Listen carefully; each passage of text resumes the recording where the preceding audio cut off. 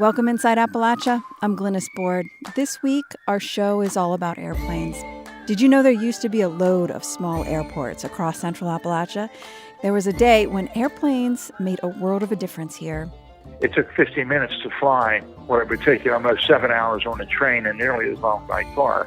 We'll take a flight with the one and only Chuck Yeager, who broke the sound barrier back in 1947. He says he could stop flying at any point and not miss it. I can walk away from airplanes today and it doesn't make any difference to me.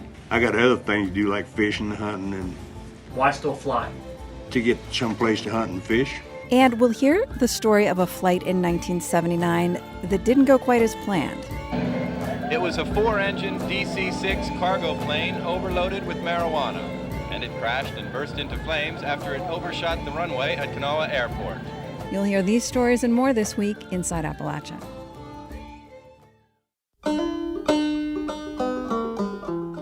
Welcome inside Appalachia. I'm Glynis Board. So many of us are dreaming right now about the things we want to do when this pandemic is over, like travel someplace far away. If you have wanderlust or the itch to fly, these are not ideal circumstances we're in right now. But being grounded does give us time to reflect and dream of flights in our future and those in our past. I grew up on an Appalachian airfield. My parents had a flight school there.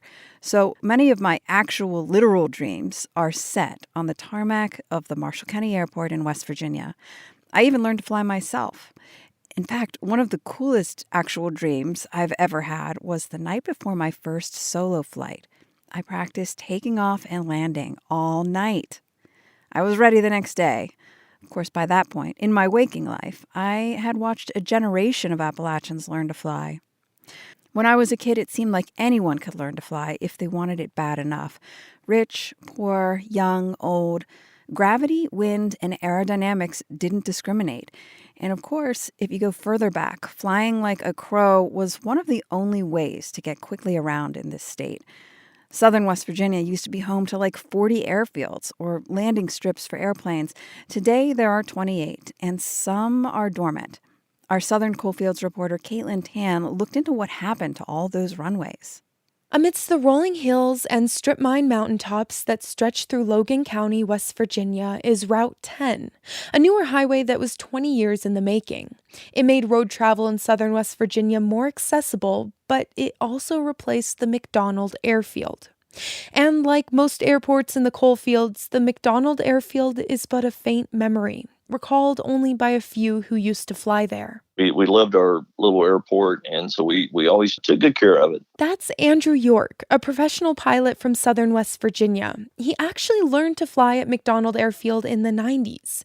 It was known by locals as Taplin Airfield for its proximity to the unincorporated town of Taplin. It always looked good in the spring and summer and the fall. It was always nicely mowed and trimmed, and we'd have cookouts, and it was a throwback airport. It was nothing new there. York's grandfather, Ed Silvarni, a legendary World War II fighter pilot, helped found Taplin after the war. And at that time, Taplin was a big deal. Even JFK flew in there. The sun does not always shine in West Virginia, but the people always do. And I'm delighted to be here. And actor Lorne Greene, who played Mr. Cartwright in Bonanza, also flew into this small Logan County airport. In fact, local airfields popped up all across southern West Virginia in the 1900s. At least 12 were opened between the 1930s and the later 1960s. They were used as training facilities, military fields, and as a way to get around West Virginia. Merle Cole says it revolutionized travel in the Mountain State.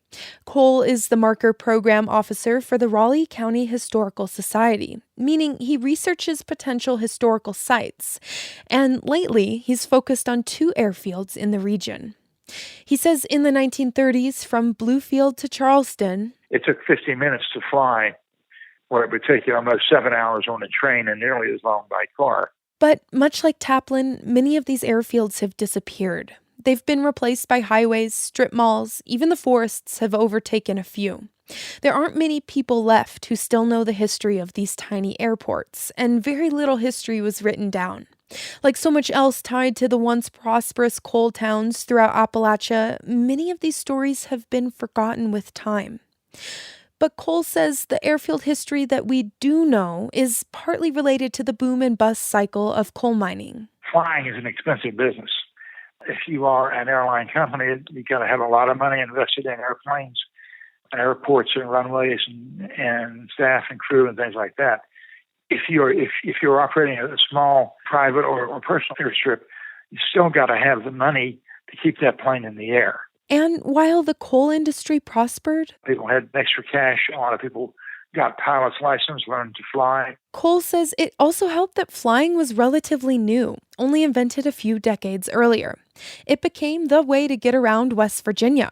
In fact, Andrew York's grandfather actually used his fighter pilot experience to work his way up from being a coal miner to flying coal barons throughout the region. You know, if you're a coal president or you're in charge of a coal mines or something, my goodness, you don't want to drive, an hour and a half, 2 hours, depending on what part of the southern coal field you're coming from. But you had all these little communities that had kind of their own airport, and it gave them access out of the coal fields. And although it was more efficient than driving, the topography still made flying difficult. To land a plane, one needs long stretches of flat land, something the mountain state, especially the southern coal fields, lacks. Runways have to be built either on top of flattened mountains or in flat land near the rivers, says Randy Collar. He's a pilot and airport inspector who travels across the country for his job, including West Virginia. Generally, they're shorter runways, and if they're built in a valley, it makes it extra difficult because there'll be fog in the valley, meaning it takes a while for the fog to lift out of the valley for the airport to be used. And the Taplin Airfield, remember that's the little Logan County airport, was listed as hazardous even while it was still open. It was about 2,600 feet of unpaved grass runway. For comparison, a typical smaller runway is paved and around 6,000 feet. Taplin was also in a valley and shaped in a curve, or what pilots call a dogleg, making it tricky to land, York says. You might be able to see some of the airfield, but not a lot of it, because you had a ridge between you and the airfield, so you kind of followed the river, a windy river. So you wasn't really flying straight to the runway. And then all of a sudden you get around that one point at Rich Creek, and bam, there's the runway. And then you would land. That's not normal, okay? Any pilot will tell you that's not normal. And a lot of West Virginia's old airfields were like that. But with the decline of the coal industry and along with it West Virginia's economy, Merle Cole says these airfields weren't used. When the coal industry started dying off in the 50s, the money went away and people simply didn't have the money to pay for their hobbies or their transportation in some cases. But the decline wasn't solely related to the coal industry. Randy Collar, the airfield inspector from earlier, says there's several other factors not specific to West Virginia. After World War II, there was kind of an upsurge in pilots because a lot of the veterans had access to the GI Bill and they learned to fly. And that generation of pilots is now dying out. Also, the opening of larger regional airports and more stringent regulations have made it harder for local operations to stay open, Collar says. But some communities hold out, hoping to one day reopen their airfields.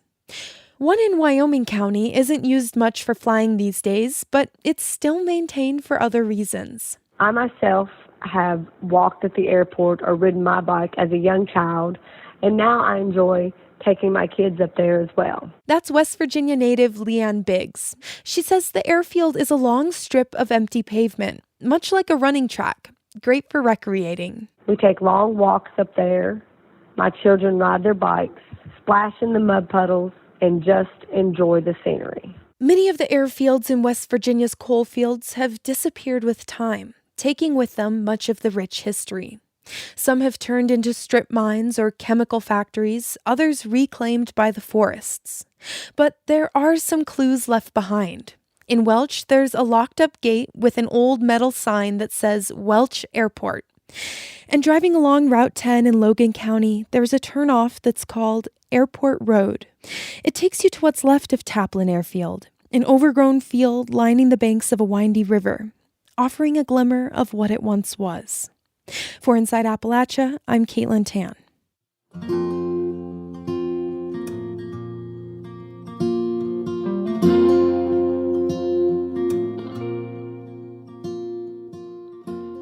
So I grew up here in Appalachia, and to be honest, I never really learned much about past entrepreneurial achievements made here. But I've come to find out there's actually a rich history of innovations and heroes. A statue of one of those heroes is in Wheeling, West Virginia, an aviator, West Virginia's own World War I flying ace, Louis Bennett. I tracked down one of his ancestors, who happens to be a U.S. Congressman, David McKinley. People have tried to make aviation part of the future, part of a diversification of our economy in West Virginia, and I love it. But each time, it brings me back to Louis Bennett. McKinley's great-uncle, Louis Bennett, was born in Weston, West Virginia in 1894. His mother's family was from Wheeling. McKinley says he was something of a prodigy, building cars as a teen before heading off to university. At Yale in 1916 and 17, he was learning to fly while the First World War was raging on in Europe. Louis Bennett knew there was going to be this future, and particularly in warfare. He acquired an airplane in New York, and we can only surmise that he went to visit his sister down in Cape May, New Jersey. After he graduated, he flew the plane down to Cape May, but in trying to take off, he crashed the plane. Putting it back, anyway, he wound up, they put it on a train and they brought it back to Wheeling. But I think he found out how rudimentary that these airplanes, how they wouldn't be hard to make, because he had been flying it enough times. He knew how to fly a plane. Bennett came back to Wheeling and started the West Virginia Aircraft Company in Ohio County. And they were making airplanes for the British and the French during World War I. Then, after building several of the planes, they then took the idea, well, now what we want to do is train a group of aviators to fly in World War I. McKinley explains that Bennett was inspired by the Lafayette Escadrille, a unit of American fighter pilots flying as volunteers under French command during the First World War.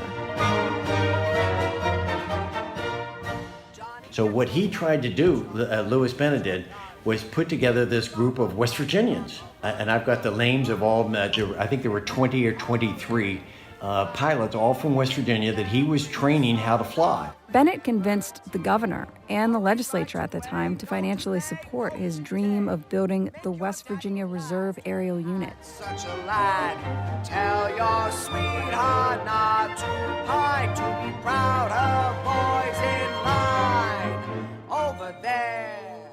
And the governor actually gave them quite a bit of money. And then, towards the end of it, they pulled the plug. The U.S. Defense Department was not on board. And so Louis Bennett, this is now fall of 1917, after he graduated from Yale, he said, okay, I've done my factory, I've got the factory up and running, I've got 20-some pilots trained. If you aren't going to let us fly as a unit, I'm going to sign up. So he did. He went to Canada and joined the Royal Flying Corps, was made a lieutenant in the RFC, finished his flight training, and then was shipped to England. Send the word to beware. We'll be over. We're coming over, and we won't come back till it's over there.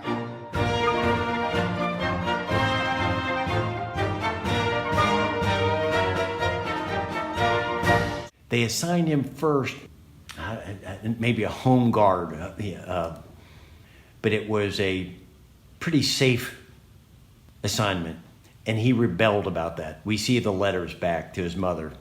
I want to be where the action is. Bennett was reassigned to the front lines of the war. He was sent to northern France near Belgium. He helped train some of the other pilots, teaching them how to lean out and physically drop a bomb out of the side of their aircraft. They also carried pistols. He only flew 10 missions in combat, 10. But he shot down 12 enemy aircraft in that length of time. But he was primarily shooting down balloons. 9 observation balloons, 3 aircraft. So he was in dogfights in these primitive, wooden, cloth-covered winged airplanes. That was actually more dangerous, and maybe that enticed him, because the observation balloons were intended to be pivotal in both sides saying where the enemy's moving. So they would be up and they would be surrounded at the base with artillery. The vast majority of planes that were shot down in World War I were shot down dealing with balloons. But 2 days later, 3 days later, he went out on another mission.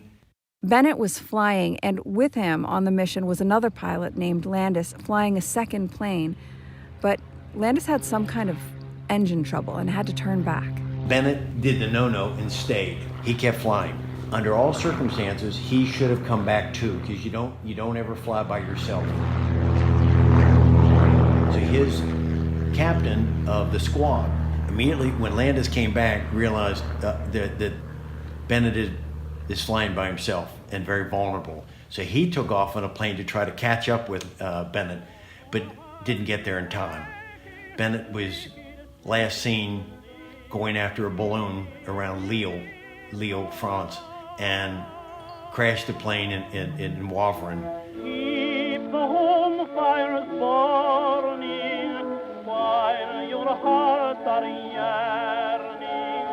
Though your lads are far away, they dream of home. There's a silver lining. Strangely enough, not only did the pilot circling the balloon to protect it, but the balloonist himself, they landed, they brought the balloon down, and then he ran over to Louis Bennis's plane that had crashed, and they helped extract him out of the plane and took him to the hospital for health care. Overseas there came a pleading, help a nation in distress. The emotional part of it that I just goosebumps now just thinking about it was he had come to Wheeling in December of 17, and he met with his sister, my grandmother, Agra, and she gave him a locket to carry for good luck. And there in the hospital, this makeshift hospital, they talked about how he called out to his mother and his father, and then in his hand was the locket, and then he died. Keep the home fires burning while your hearts are yearning. Though your lads are far away, they dream. McKinley himself would one day travel to Germany to visit the family of the balloonist who Bennett died trying to shoot down. That German balloonist actually wrote to Bennett's mother after the war, describing his encounter. I had the opportunity to admire the keenness and bravery of your son. For this reason, I should like to give you the following short description of Lewis's final battle. I had been up several hours observing, and I was at a height of 1,000 meters. Over the enemy's front circled continuously 2 hostile airplanes. I immediately gave the command to my men below to haul in my balloon. When still about 300 meters high, I saw another German balloon plunge to earth, burning. At the same moment, I saw the hostile flyer come toward my balloon at terrific speed, and immediately defensive fire of my heavy machine rifles below and of the anti-aircraft guns began. But the hostile aviator did not concern himself about that. He opened fire on me. I saw a gleaming fire of missiles flying toward me, but fortunately was not hit. The hostile machine was shot into flames by fire of my machine guns. The enemy aviator tried to spring from the airplane before the latter plunged to the ground and burned completely. I hope that the foregoing lines, a memorial to your son, will be received by you living. He was my bravest enemy. Honor to his memory, with respect, Emil Merkelbach. He was buried there with full military honors. Now think about it. You have to understand how that. So the Germans gave him full military honors when they buried him because he had been so valiant. They all knew who he was, and they knew every time when they see his plane up there, this guy was good. Bennett was buried in Europe, and word slowly got back to his mother, Sally Maxwell Bennett. She was home, by the way, coping with the Spanish flu pandemic. She was crushed by the loss. So she spent a disproportionate amount of time towards the end of the war trying to find him.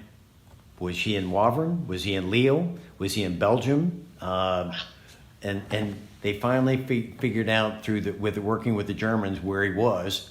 But then the French stepped up and said, we don't think he should be extracted and sent back to America. There were some funny rules about that during the war.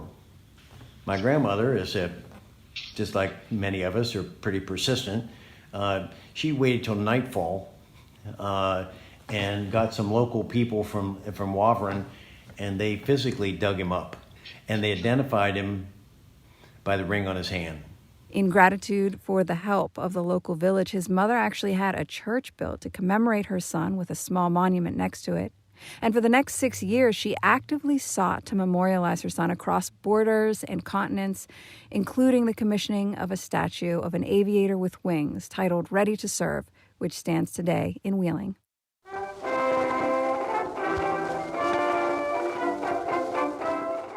Louis Bennett died in France 103 years ago. The aviation manufacturing industry that he helped launch is still producing airplane parts in West Virginia. In fact, it's the 5th biggest product West Virginia exports.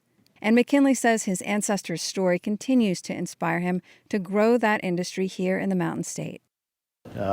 We've advocated it. I've had numbers of meetings with Bombardier, with Lockheed, Pratt & Whitney. I've been there to talk how we can continue this. I applaud what Jim Justice is trying to do in trying to expand that as part of our diversification of our economy in West Virginia, work and our workforce, that we see that the potential with that. So all in all, it just makes sense, doesn't it, that we keep trying to work in aviation?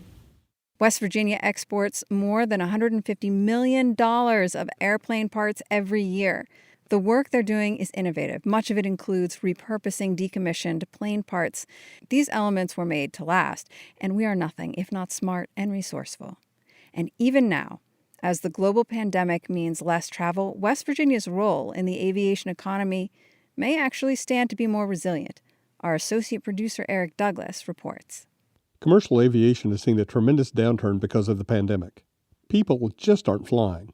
But much of the aviation industry in West Virginia revolves around companies that fly their own airplanes.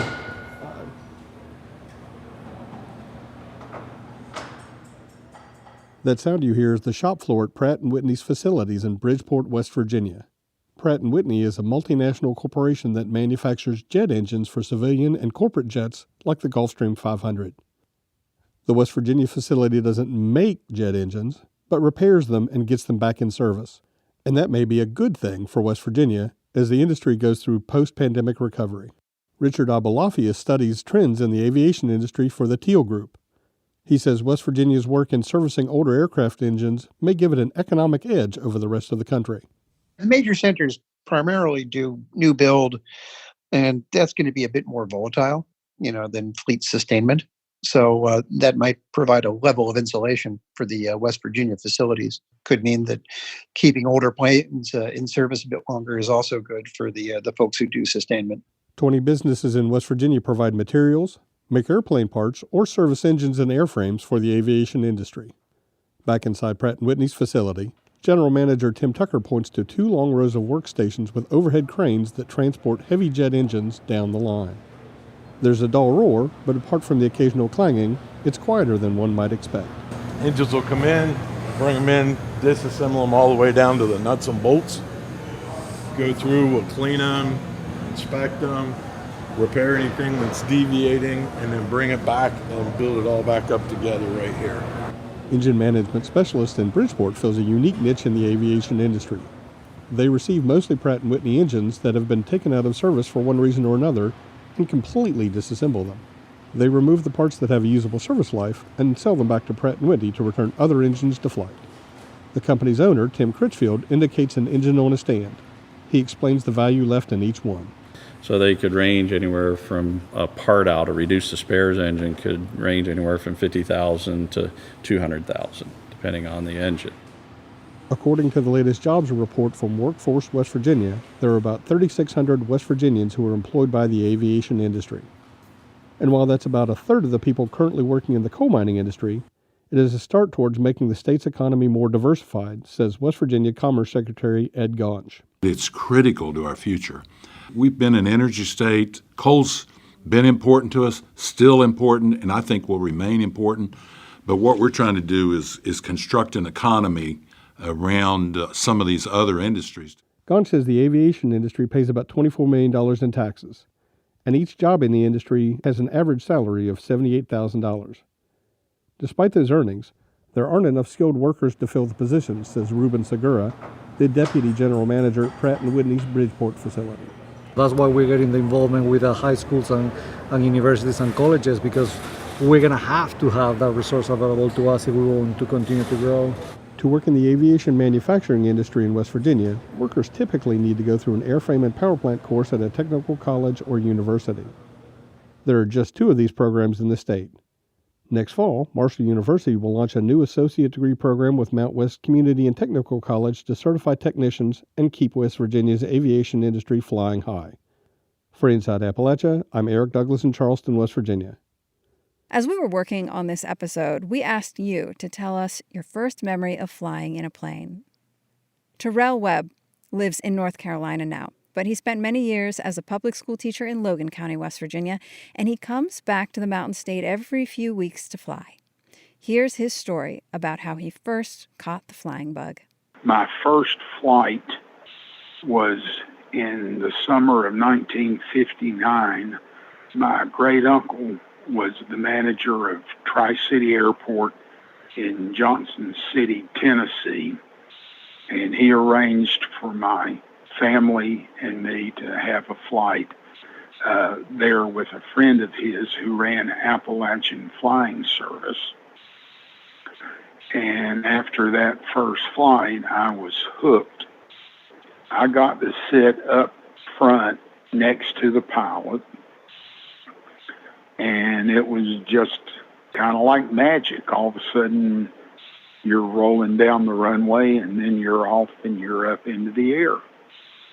We flew over Johnson City and circled around my great uncle and aunt's house and got to see some of the sights there. And it's just a different view of the world from a couple thousand feet up.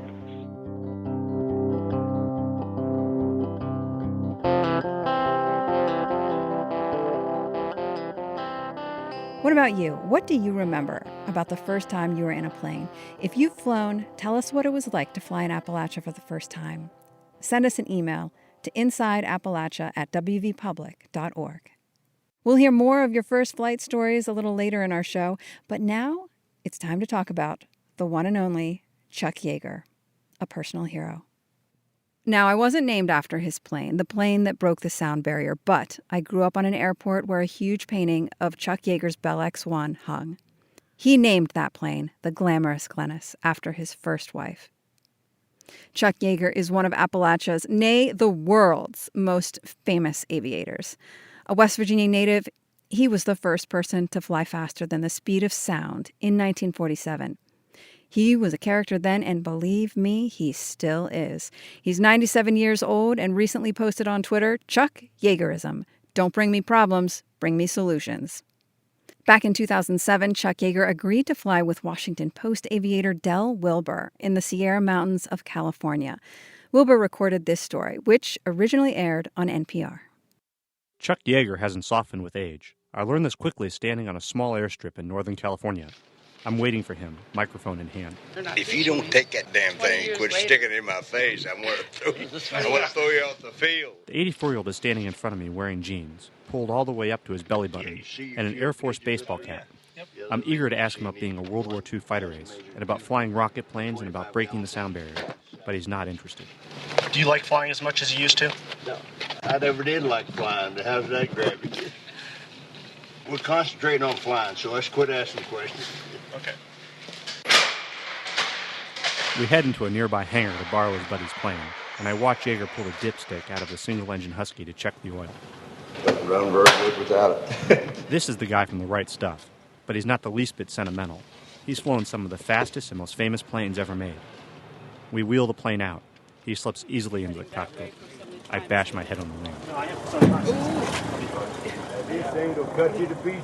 And we're off on our tour of the rugged mountains of the Sierras. Boy, you can sure see a long ways. We're puttering along at 100 miles an hour. I know he's flown a lot faster than that. I flew the SR-71 a lot, 3.26 Mach or 2,300 mile an hour.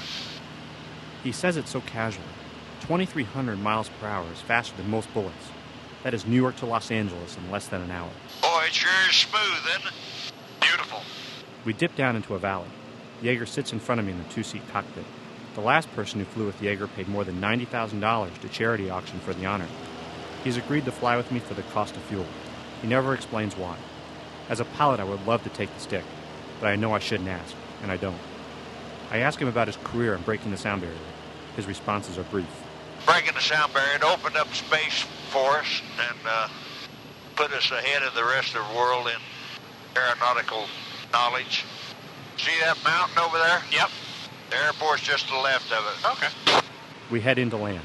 Nevada County, Yellow Husky, Quebec Romeo, entering downwind runway 25, full stop.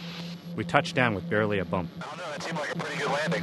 If you're going to walk away from a landing, it's a good landing. If you use the airplane the next day, it's an outstanding landing. We walk over to a small bench and chat. He watches the planes flying overhead. I try to get him to talk about flying. He ends up talking about religion and how he doesn't need God in the airplane.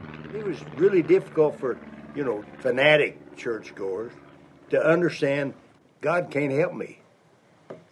I'm the only one that can help me. You want to give up and go make a smoking hole, or you want to save yourself? Make a smoking hole, you pray all the way down, He says he didn't accept the X-1 sound barrier flights for the glory. So why did he do it? Duty. See, I have to use that word because you don't understand what the hell duty is. And when I was picked to fly the X-1, it was my duty to fly it, and I did. So. When do you think you'll have to hang up your wings and stop flying? See, you keep asking speculation questions, and I don't speculate. But you won't miss it, you said. No, I can walk away from airplanes today, and it doesn't make any difference to me. I got other things to do, like fishing, hunting, and... Why still fly? To get someplace to hunt and fish. The general thumps on the table. I just stare at him for a few moments and ponder what he said.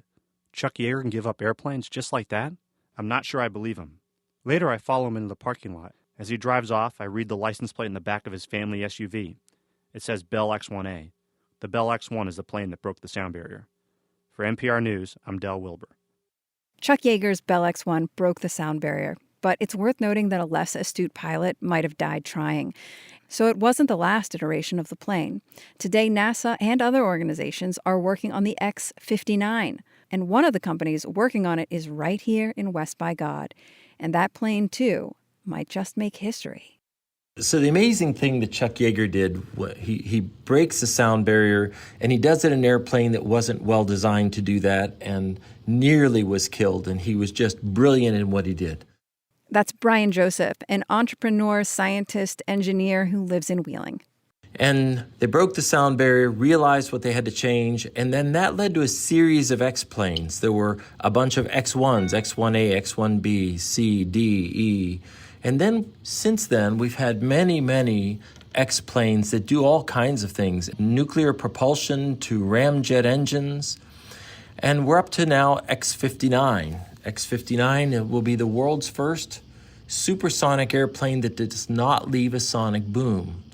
We live in a world here that we're limited in speed because it's illegal in the U.S. and most countries to fly beyond the speed of sound because it makes this enormous sonic boom, breaks windows, it's really awful. So that's been sort of our upper speed limit. But now with an airplane called the X-59, or also called the Quest, if this is successful, we will be able to fly airplanes at double the speed, get to places in half the time that we have been. Joseph has dedicated his professional life to reimagining and retooling old materials with new technologies. He founded and is president of Touchstone Research Laboratory, which is a lab that's also put Wheeling on the aerospace technology map. His role with the X-59 is to create the molds used to cast the carbon fiber parts for the plane. And fun fact, one of the key ingredients of the molds is Appalachian coal. All right, so since we're talking about groundbreaking or sound barrier breaking aviation in this episode, there's a historic plane ride we just can't not include. And it was groundbreaking, actually, literally groundbreaking, and it's become the stuff of local legend. Storyteller Bill Lepp told a version of this story back in 2008 at the Public Library in St. Albans, West Virginia. All right, I got time for one more here. This is my brother Paul's story. It's the first story he ever told in the Liars Contest, in the West Virginia Liars Contest, which is what started us and me into the storytelling world. So I've always appreciated this story. Paul Bunyan had his axe.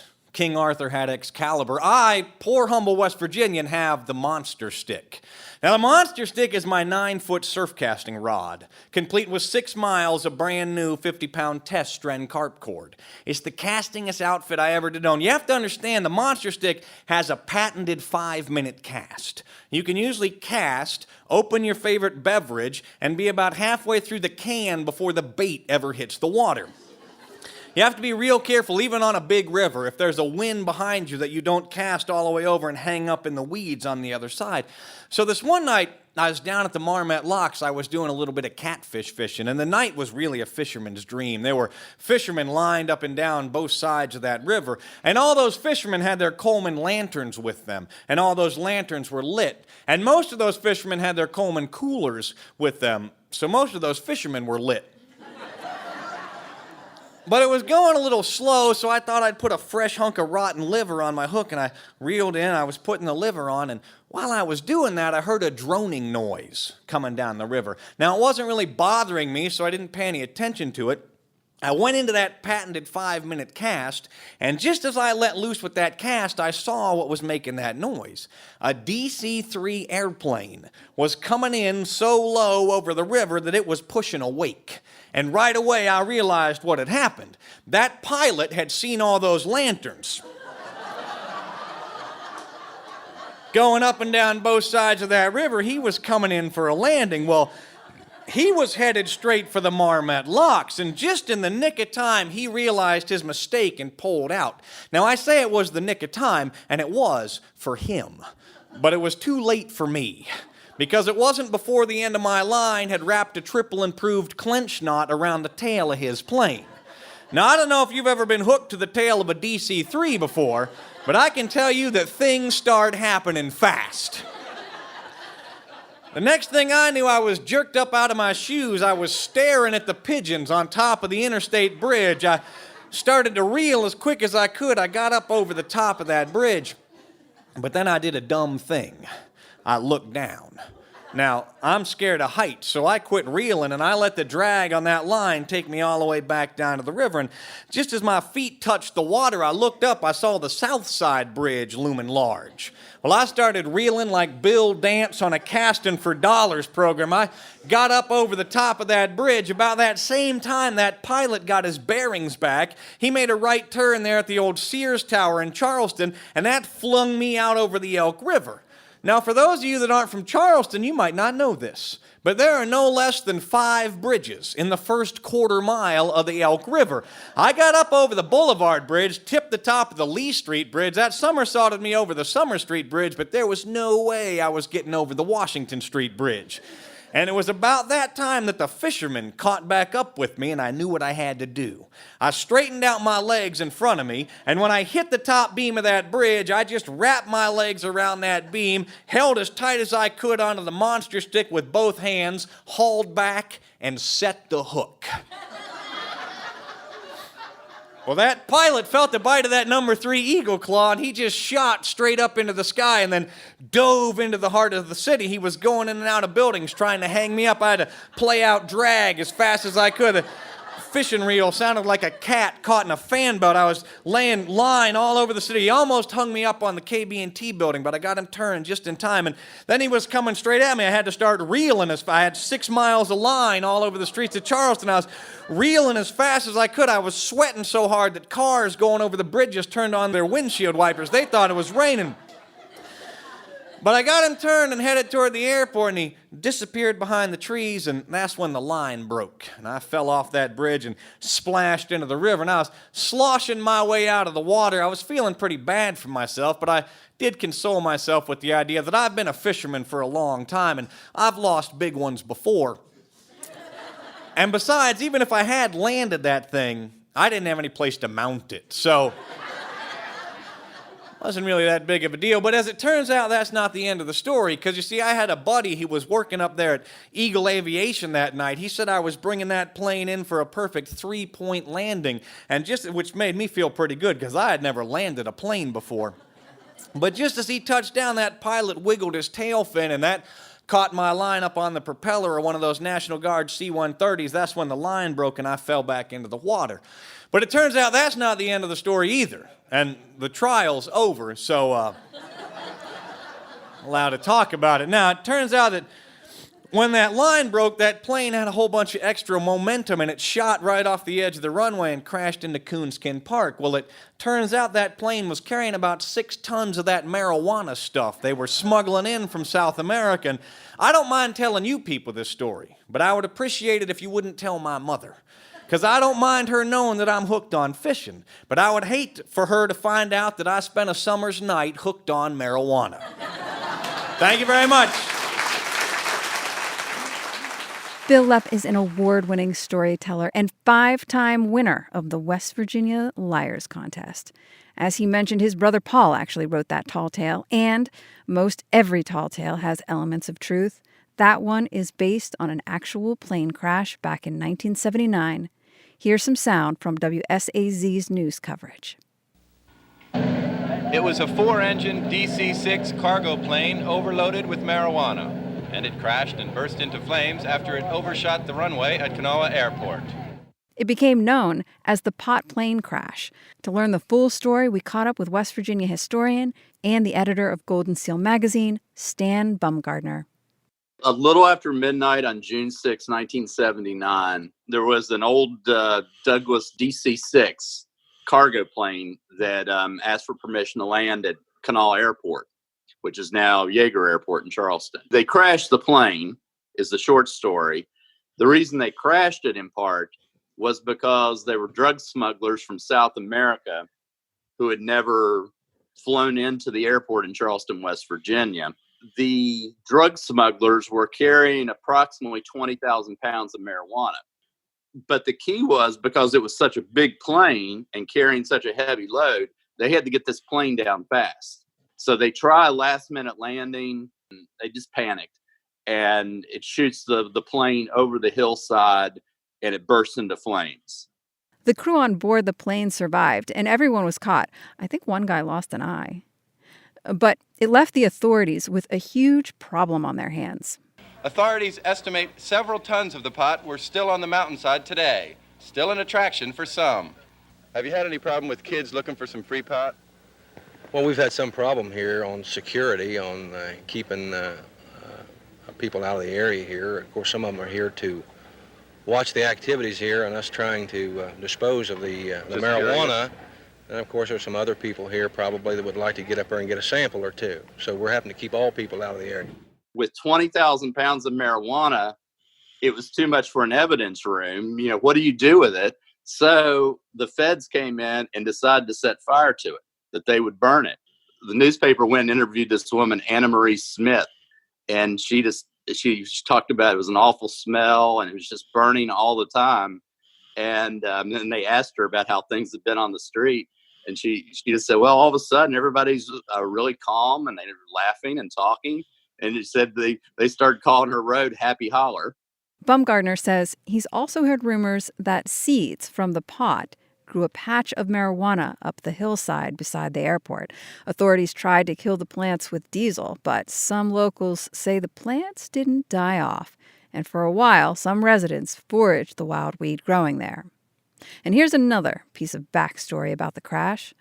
One of the people involved was filmmaker Leon Gast, who was waiting at the airport in a moving rental truck to collect the goods. Apparently, he was smuggling the pot to help finance a film about the Rumble in the Jungle fight between Muhammad Ali and George Foreman in Zaire in 1974. Gast was convicted on drug smuggling charges. But once he got out of prison, he did actually make the movie called When We Were Kings, and it won an Academy Award.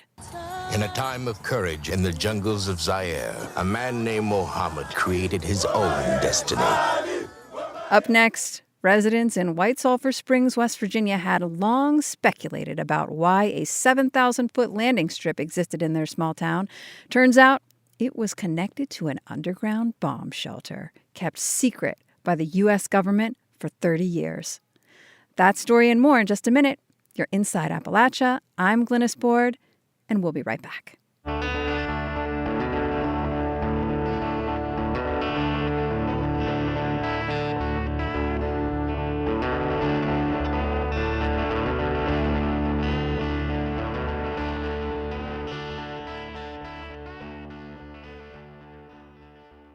Support for Inside Appalachia is provided by Concord University in Athens, West Virginia.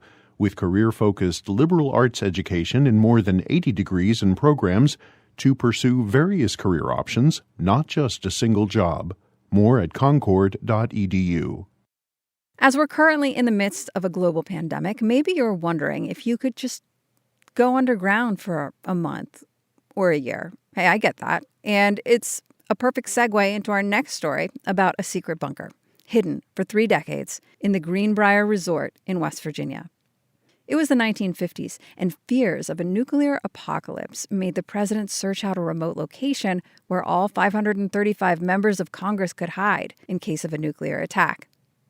They selected a remote springs resort that was a mere hop, skip, and jump from D.C. Paul Freeman has written about the Greenbrier Bunker on a website he runs called Abandoned and Little-Known Airfields. We caught him up to learn more of the story. The Greenbrier Resort is a neat one because of its really unusual history, where there was a Cold War nuclear bunker built underneath the Greenbrier for the Senate and the House of Representatives. And everybody in the town kept it a secret. Everybody who worked on it, all the construction workers, they all kept it a secret. And it was really unknown for years until I think the government eventually closed it. And so the Greenbrier Resort had their own airport as well. And it had an unusually long and elaborate runway. And it turned out that, nobody really knew, why did the resort have such an elaborate runway? Until, what do you know, this news came out basically after the Cold War was over that there was a nuclear bunker underneath the hotel, and that evidently the airport was probably, partially expanded to assist in that kind of role. And eventually the resort closed not only was the bunker closed, but then they closed the runway itself, which kind of gave the theory that the runway really was related to the bunker. The secret of the Greenbrier Bunker was eventually exposed in 1992. The government has supposedly built a new secret bunker. Who knows? Maybe this one also exists right here in Appalachia.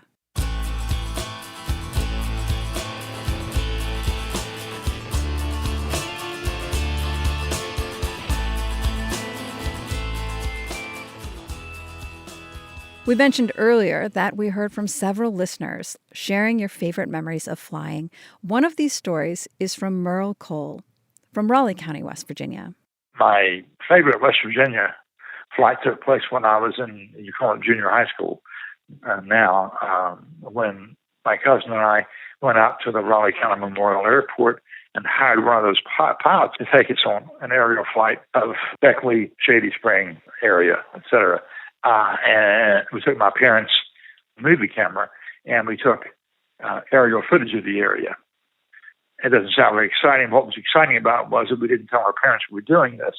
And they were a little bit upset when we showed them the film. I would ask my mother if we had asked to be allowed to do this, would you have let us? And the answer was no. She wouldn't have. I still have the footage, as terrible as it is. But it's just the idea of us doing that and doing it secretly is a lot of fun.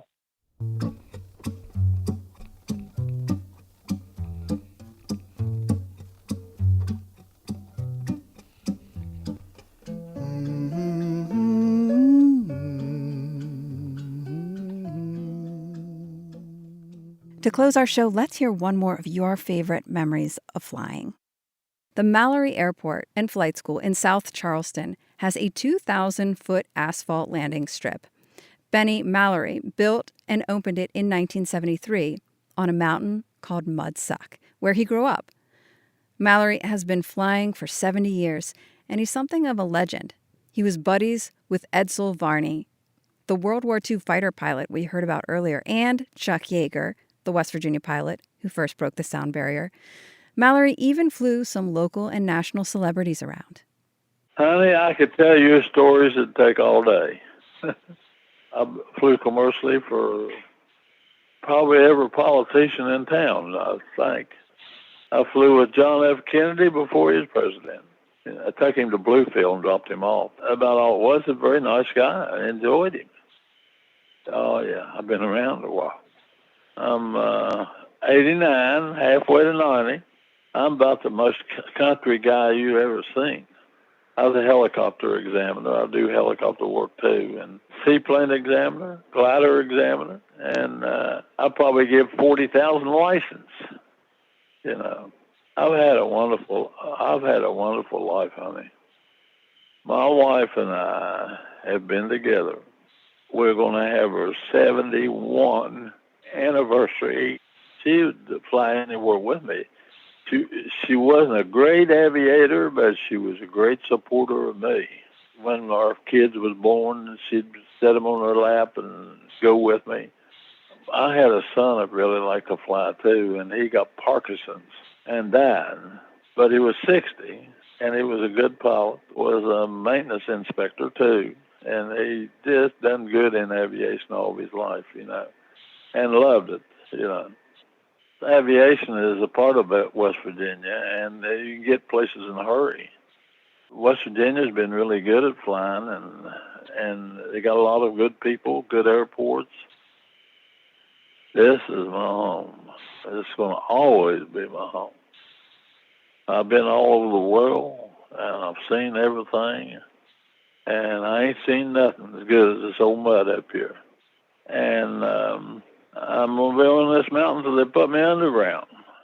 That was Benny Mallory, who built, owned, and operated the Mallory Airport in South Charleston. Thanks very much to our Southern Coalfields reporter, Caitlin Tan, for recording memories of flying for our show this week.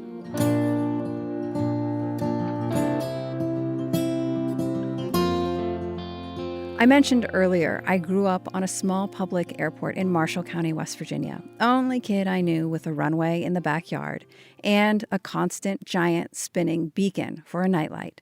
Green, white, green, white. The ends of the runway drop off dramatically, which is pretty typical in Appalachia. There was a landslide years ago, so one end was just a pretty sharp cliff drop-off. Of course, I used to play there. The view was great.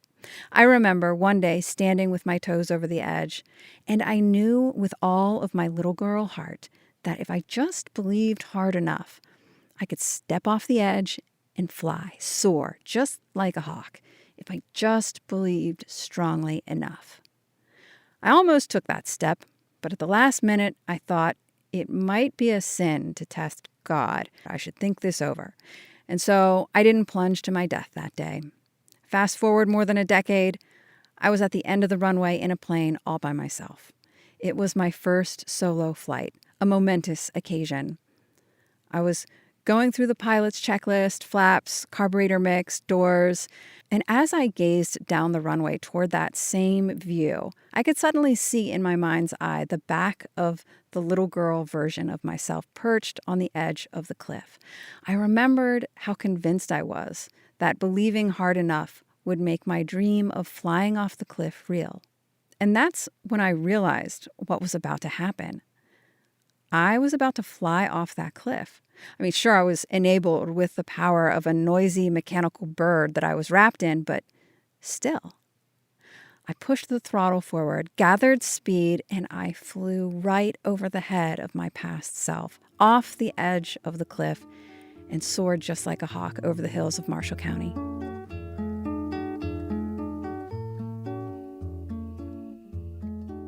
In that moment, I learned that, yeah, I could take off and land a plane, but perhaps more importantly, that belief really is that powerful, and that we're really only limited by the scope of our imagination and maybe our capacity for some patience. Till next time, thanks for joining us as we journey throughout Appalachia. Our theme music is by Matt Jackford. Other music this week was provided by Louis Bonfa, Anne and Elizabeth, Josh Woodward, and Marisa Anderson. Roxy Todd is our producer. Eric Douglas is our associate producer. Our executive producer is Andrea Billups. Our audio mixer is Patrick Stevens. Xander Alloy also helped produce this episode. We also had some special help from Johannes Faust, who contributed to one of our stories. Thanks very much, Johannes. You can find us at Twitter, @InAppalachia. You can also send us an email to insideappalachia@wvpublic.org.